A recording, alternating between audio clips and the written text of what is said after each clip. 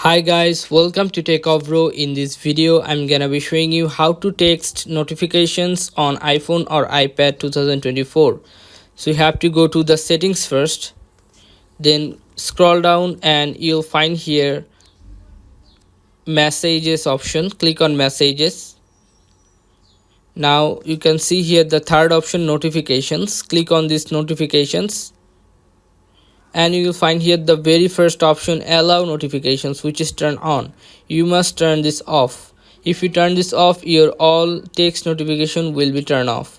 Okay, now if you want to silence or the specific messages notification, you have to go to message option and you have to click and hold to that message to silence the notification. Now click on hide alerts. Okay, so this is how you can do this, guys. If you find this video helpful, then please give a thumbs up and don't forget to subscribe the channel. Thank you so much for watching the video.